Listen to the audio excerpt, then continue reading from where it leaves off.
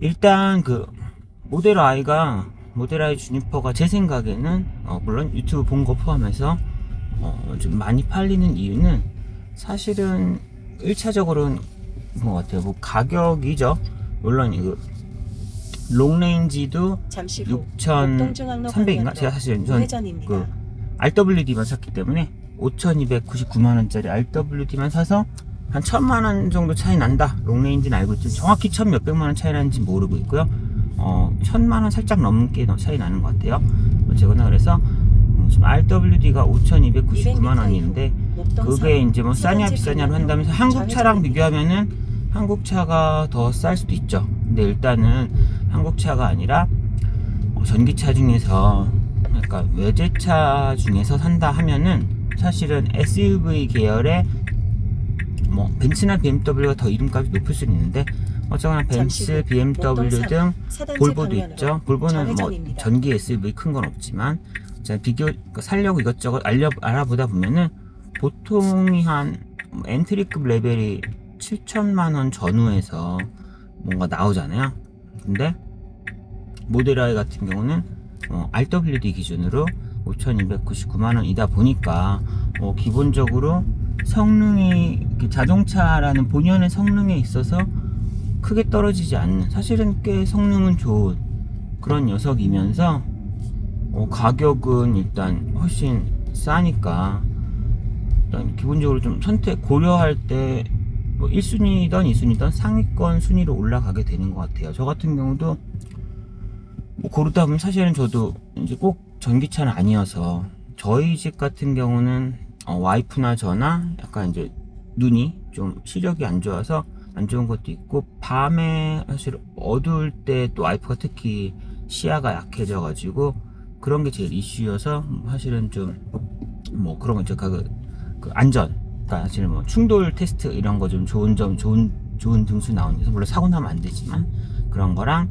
그리고 뭐 급제동, 뭔가 사람이든 뭐든 내가 미처 못 봤던 곳에서 뭐가 우연히 나왔을 때 뭐 밤이든 낮이든 갑자기 급제동하는 뭐 그런 컨트롤 부분, 그러니까 안전장치 부분 어쨌거나 다 있는 차를 원했었고요. 사실은 그렇기 때문에 운전 능력은 별 필요가 없어서 볼보였죠. 사실 처음에 그런 모든 걸 다 충족하는 차가 주로 볼보죠. 그래서 볼보 뭐 XC 60이었나?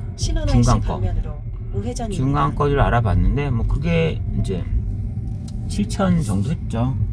전기차는 아니고 7천 정도 했고 뭐 괜찮았던 것 같아요. 그러면서 뭐 당연히 어차피 200m 이후 양화교 방면으로 약간 진짜 스포츠 레이싱을 할 게 아니었기 때문에 괜찮았고 뭐 그런 안전 관련 등급 이런 다 좋았죠. 그랬는데 역시 뭐 가격이 한 7천 전후 했었으니까.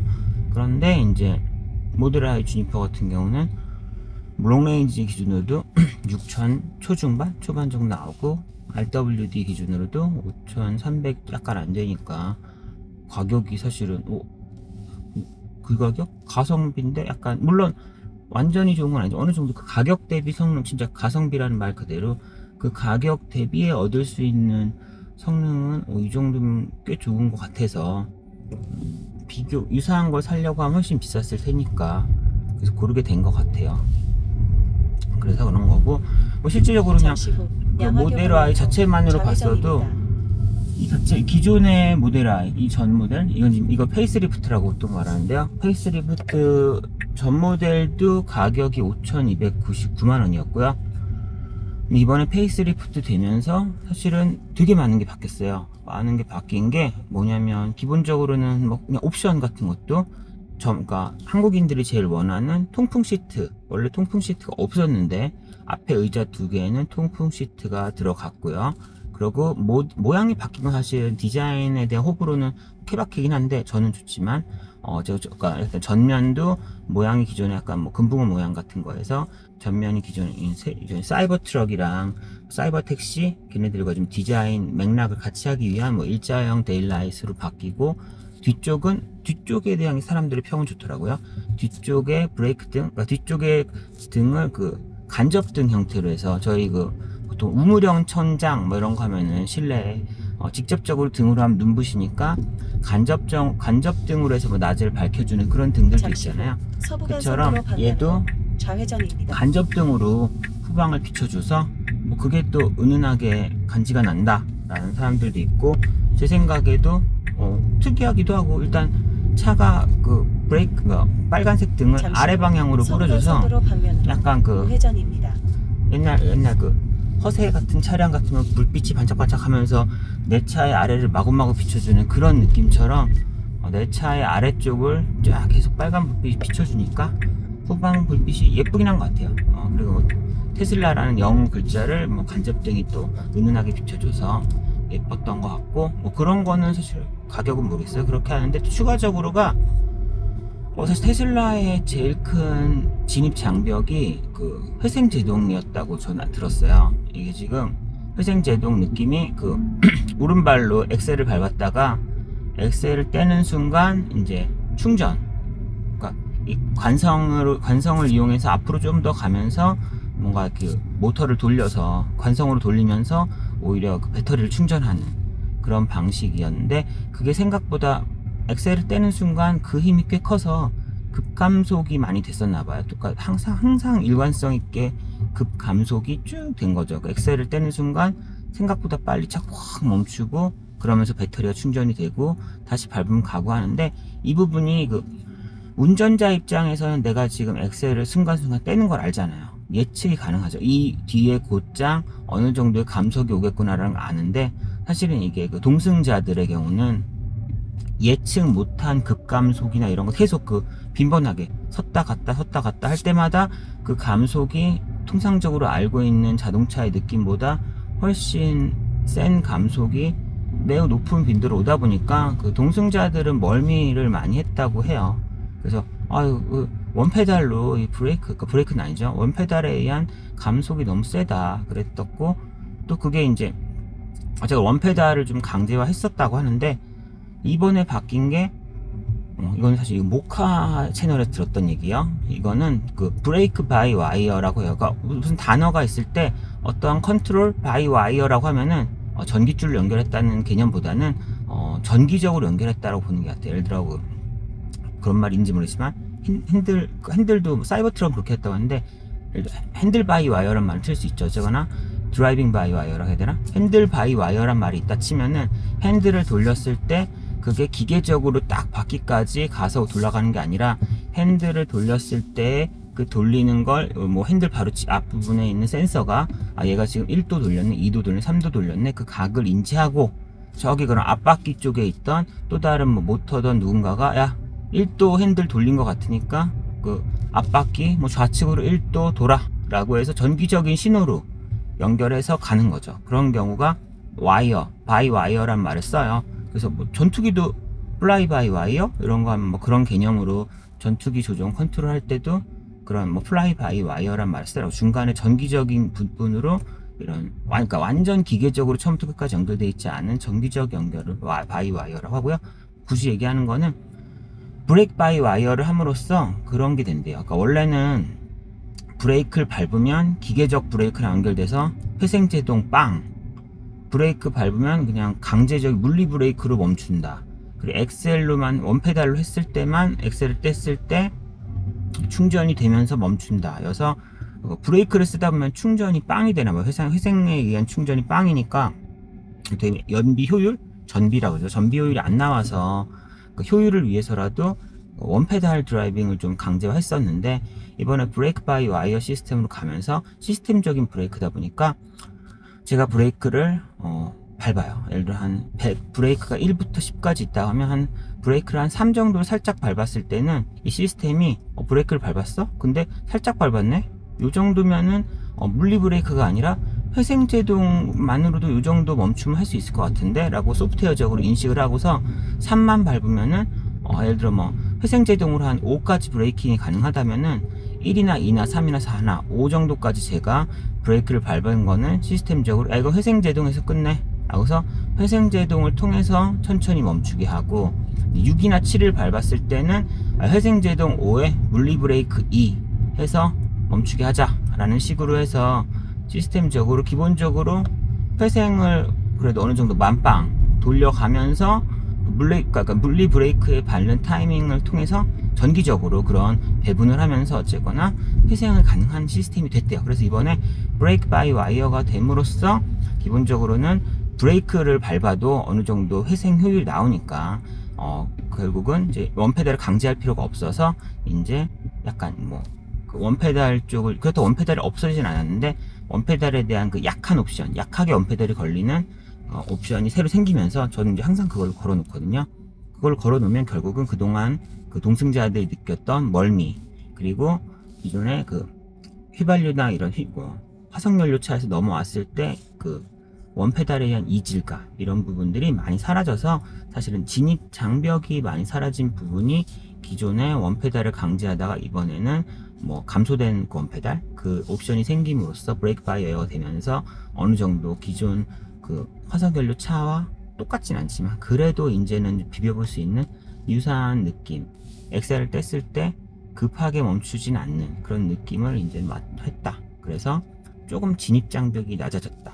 그런 부분이 어떻게 보면 장점이 되는 것 같고요. 또 길었었는데, 그리고 이거는 이제 승차감에 대한 얘기. 승차감도 또 그래, 이것도 열나졌다, 그런 느낌 아니에요. 보니까 그 모델 I가 처음에 나온 미국에서 생산된 한 2020년 정도의 초기 모델 I가 있고, 그리고 중국 상하이의 기가팩토리인가 있죠. 거기서 제조한 이제 두 번째 그 모델 I 있고요. 그리고 이번에 주니퍼가 세 번째 모델 I 느낌인데, 이게 보니까 사실 테슬라는 좀 신기한 게 저희 페이스리프트라고 해서 왕창 바꾸고 이런 거보다는 제조하면서 계속 그런 불만 이슈들을 계속 누가 그 얘기 하더라고요.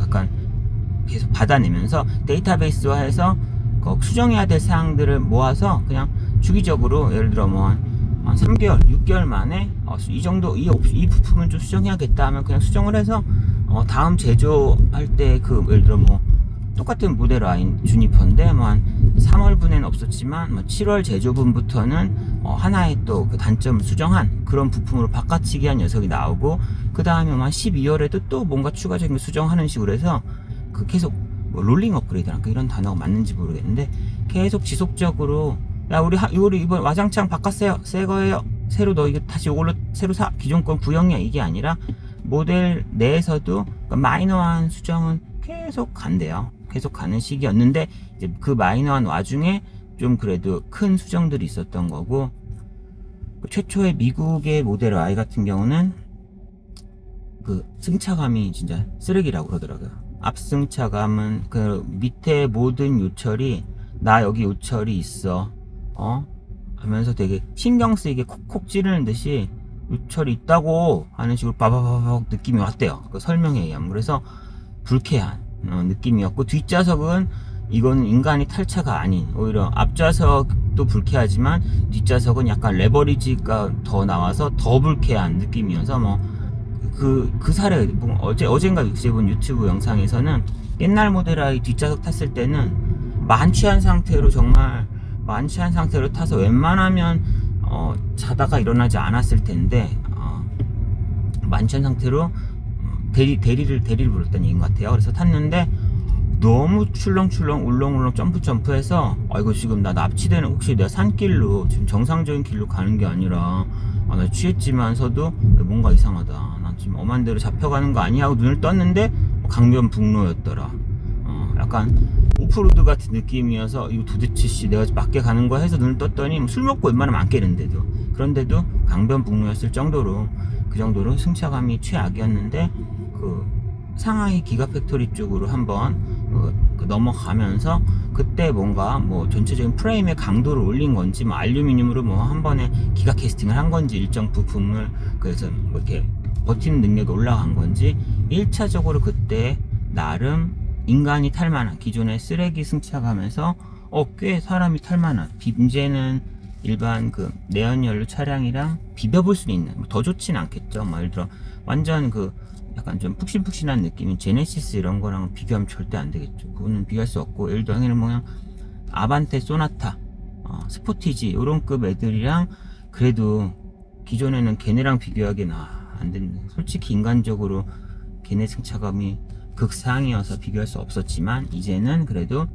어느 정도 엔트리 레벨이나 한번 중간 레벨 정도의 그 승차감이 극장점인 그런 차량은 말고 그래도 어느 정도 그냥 밸런스 있는 그런 일반 차량의 승차감과는 이제는 비벼볼 수 있는 정도가 상하이 거 부분에서 됐다고 들었고요.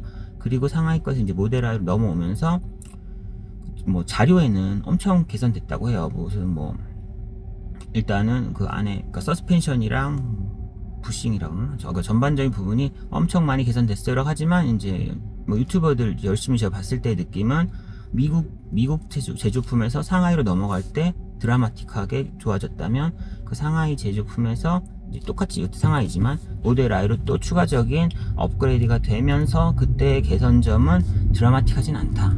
그냥 그래도 뭐 개선은 됐다. 맞아, 개선은 됐는데 그래도 앞에 쪽이 너무 드라마틱해서 여기서 지금 이번에 바로 직전 상하이 거 대비 이게 지금 드라마틱하다고 말하면 구라 아니야? 약간 이 새끼 과장하네? 약간 이런 느낌, 테슬라민가봐? 이런 식으로 좀 욕먹을 정도로 그런 반응이었던 것 같은데 그래도 개선되었다고 하고요.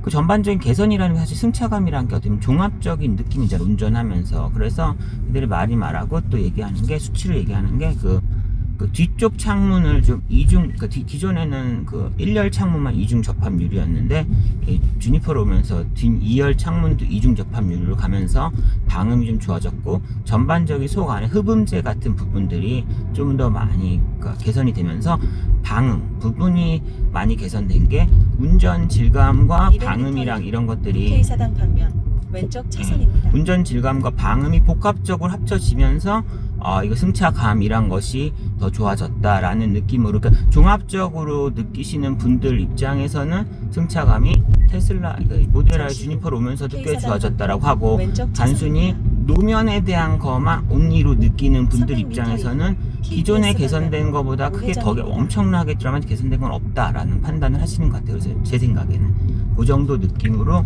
그러니까 방음이나 이런 종합 점수로 승차감을 하는 사람들은 주니퍼로 넘어오면서도 큰 개선이 된 것 같아, 더 좋아졌어 라고 하고, 이런 방음이 아닌 정말 궁뎅이에 드드드 흔드는 느낌 온리로 승차감을 판단하시는 분은 아까는 저번엔 큰 개선이지만 이번엔 그냥 나빠지지 않고 그냥 살짝 좋아진 듯해 정도의 그런 반응을 보이시는 것 같아요. 그런 거고요. 그래서 일단 그런 부분이 있고, 또 좋아진 부분은 계속 지난 모델 I랑 비교하면은 천장에 다 글래스 루프잖아요. 글래스 루프라는 것 자체가 뭐 백날 뭘 해도 여름에 덥대요. 무조건 덥대요.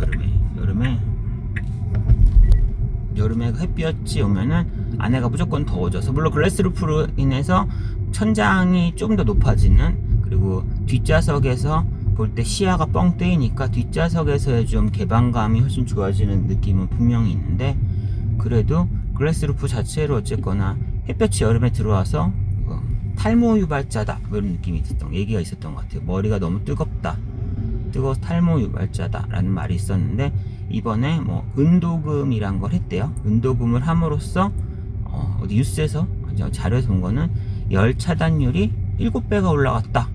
그래서 이제는 기존에는 거의 썬팅이나 아니면 물리적 선쉐이드를 그러니까 추가적으로 넣는 게 여름에는 필수였는데, 이번에는 그 정도는 아니다 라고 말을 하고 있고요.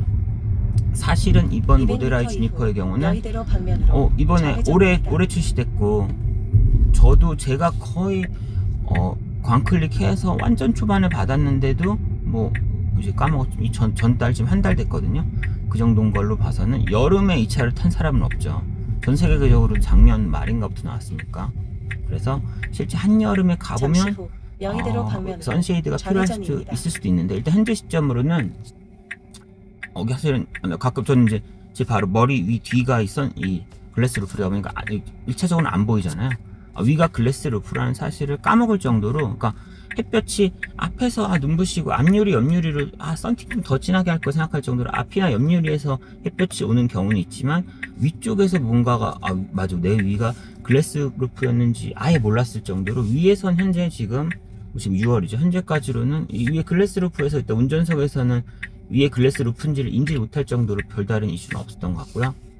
뭐 여름감은 아직 우리나라 여름 세니까 좀 다를 수 있지만 현재까지는 괜찮은 것 같아요. 그리고 저번에 국스월드인가 그 약간 썬팅, 테슬라 썬팅의 성지인 그분들이 한참 또 썬팅 관련 그 영상들을 많이 만드셨는데, 그때 뭔가 그런 유리에다 이렇게 대고서 무슨 그러니까 열 차단율을 체크하는 기계로 가지고 이 위에 은도금 이 부분을 체크했더니, 그분이 이제 그 수치상으로는 이번 거에서는 그러니까 기존 썬팅 어느 정도의 썬팅을 추가했을 때 정도의 값이 기본적인 이 유리에서는 썬팅을 안 한 상태에서도 기존 모델 Y에서의 썬팅을 한 정도 수준의 그런 뭐 차단율이 나오더라. 그래서 기존에 뭐 약한 일반적인 썬팅을 한 거 수준은 일단 기본빵으로 얘가 간다 정도는 되는 것 같고요.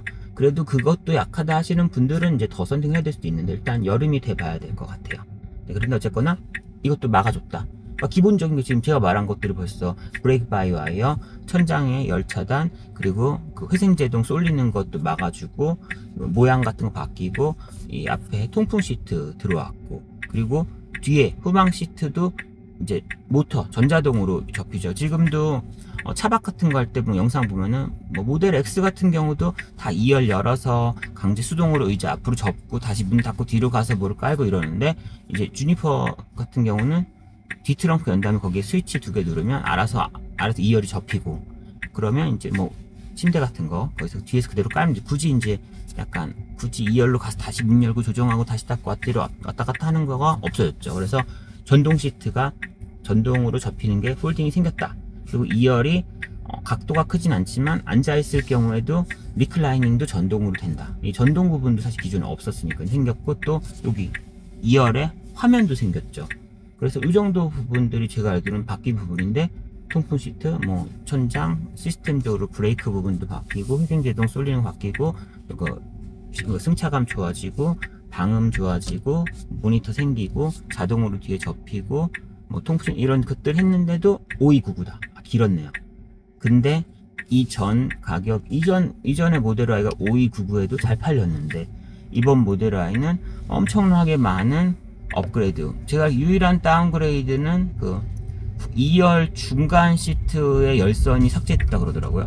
원래는 2열에 좌우 중간 다 열선이 있었는데 2열 중간 시트 열선이 삭제되었다 정도가 좀 다운그레이드였던 것 같고, 모르겠어요. 그 스피커는 기존 RW 대비 이번 RW가 더 안 좋아질 수도 있을 것 같아요. 그건 제가 일단 스피커는 잘 몰라서, 어차피 전 뭐 웬만한 소리 들으면 다 좋게 들리는 사람이라서 스피커는 잘 모르겠는데, 제가 일단 알기로는 다운그레이드 부분은 그 2열 중간 열선 부분이 다운그레이드 됐고, 그 외 모든 부분 업그레이드 됐는데, 기존에 잘 팔렸던 5299짜리 모델 I에서 엄청난 물리적인 부분들이 업그레이드 됐는데 똑같이 5299다 보니, 야 이거는 기존에 비싸서 안 팔리던 차가 아니라 기존에도 적정 가격이어서 팔리던 차인데 훨씬 좋아졌는데 똑같아? 그러면 땡큐네? 약간 뭐 그런 느낌, 그런 느낌으로 의사결정을 했던 사람들이 많은 것 같아요. 저 같은 경우도 뭐 이런 단점, 회생제동 단점 다 있어서 난 그래서 안 사야지 했지만 그래도 사는 사람도 계셨잖아요. 근데 그런 게 다 전폭 개선이 됐는데 뭐 이렇게 한다고 하면은 땡큐죠. 예. 잠시 후 좌회전입니다. 와, 전기차 꽉 찼네. 잠시 후 오른쪽에 목적지가 있습니다. 그렇다고 합니다. 네, 그래서 지금까지 뭔 얘기했나? 그러고요. 지금 회사 왔는데 저 사실 사실 충전이 제일 이슈죠. 저희 집은 오래된 약간 지금 목동 쪽 단지들은 다 오래된 아파트밖에 거의 없어서 충전 시스템이 집에는 없어서 회사에 이제 충전하는 데가 있어서 회사를 가끔 충전할 때는 좀 일찍 와요. 저희가 회사가 8시 출근인데 충전 좀 해야 되는 날은 7시에 오는데, 오늘 7시 초반에 도착했는데 7시 10분인데 충전이 꽉 차 있네요. 뭐 그래도 아직 충전이 좀 남아 있어서 일단 오늘은 충전 안 하고 그냥 지하에 주차하도록 하겠습니다.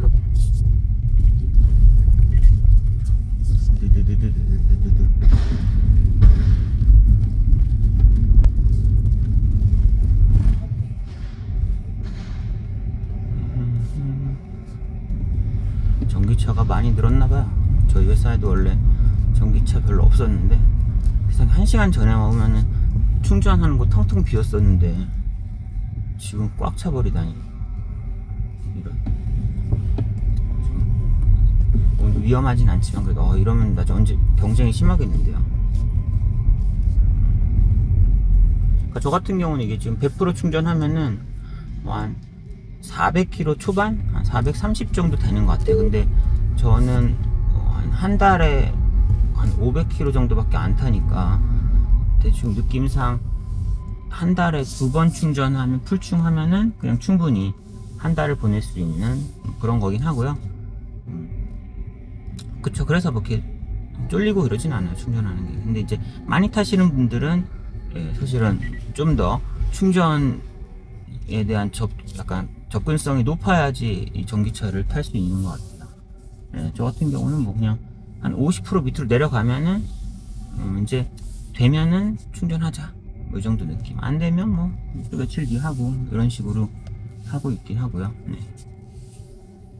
지금도 아까 말했지만 개 쫄리는 상태는 아니다. 지금 43% 정도여서 이 정도면 뭐 충분히 며칠 더 버틸 수 있다. 근데 그래도 슬프다. 경쟁이 심해지고 있어서 뭐 이 정도 상태인 것 같아요. 근데 그 거리는 되게 중요한 것 같아요. 저 같은 경우는 짧으니까 뭐 RWD도 충분히 타는데 사실은 출퇴근 거리가 뭐 꽤 있으신 분들은 그 롱롱 익선이라 그러잖아요.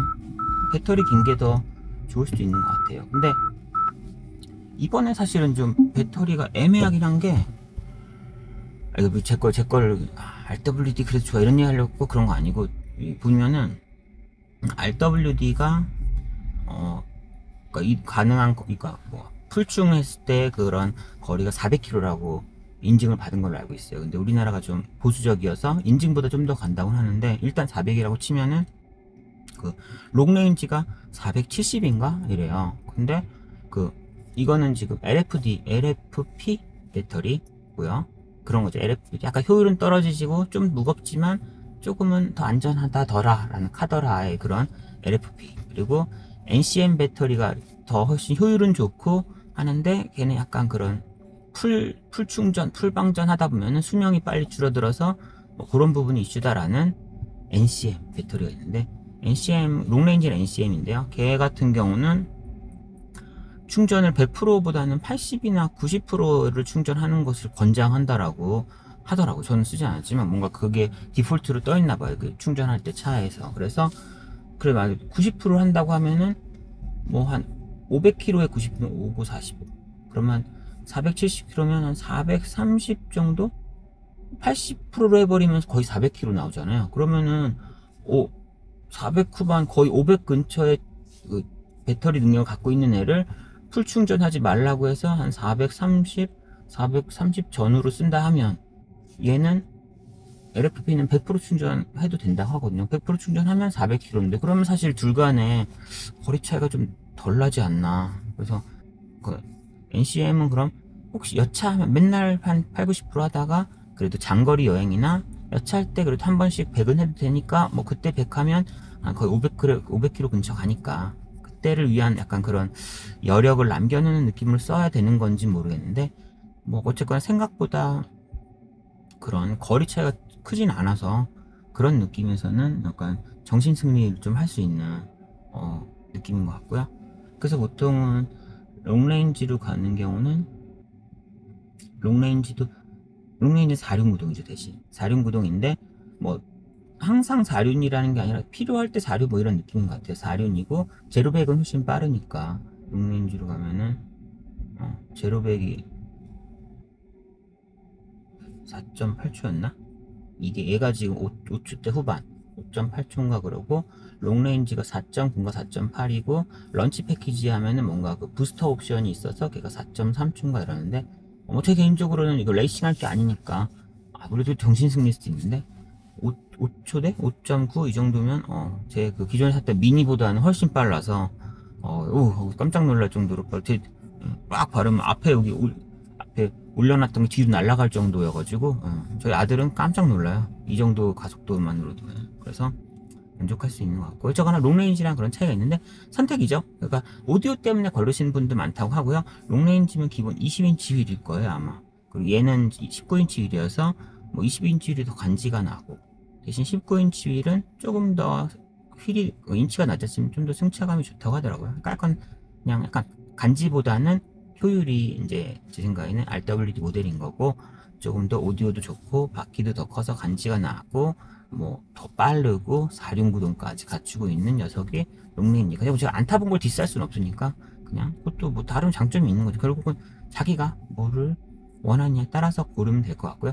런치 패키지는 확실히 비쌌던 것 같아요. 7,300원. 그거는 롱레인지에서 부스트 패키지랑 그냥 뭐 이런 거 들은 건데 좀 비싼 것 같아요. 어쨌거나 이제 오늘은 좀 여기까지 할 거고요.